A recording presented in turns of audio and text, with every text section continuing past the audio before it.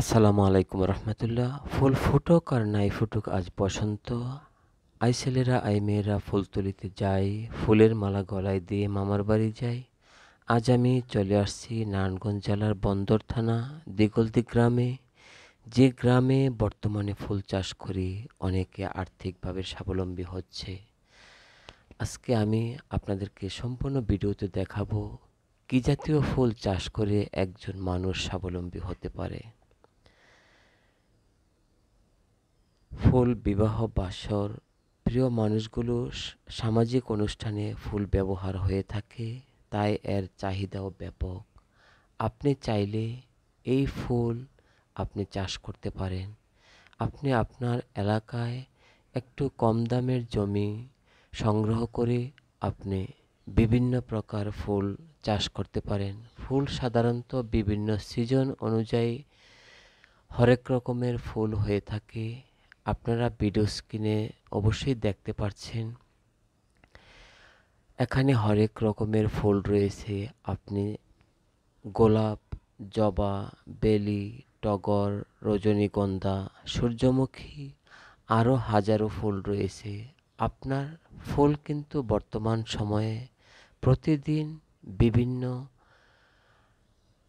বিবাহ, বিভিন্ন সামাজিক অনুষ্ঠান, রাজনৈতিক অনুষ্ঠান, প্রত্যেকের বিভিন্ন পছন্দের মানুষকে ফুল দিয়ে থাকে এবং সামাজিক বিভিন্ন কার্যক্রমে এই ফুল ব্যবহার হয়ে থাকে।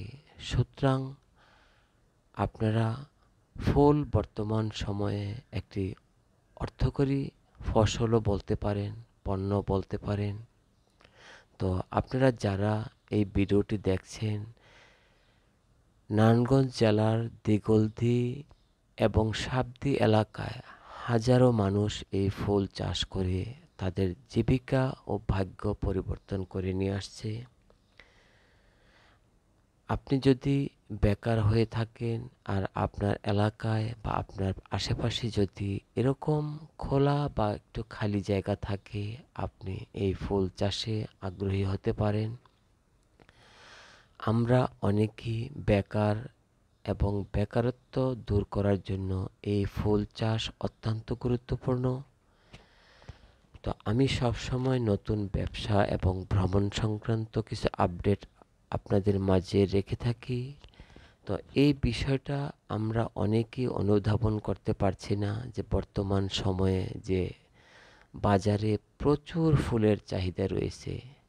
আপনার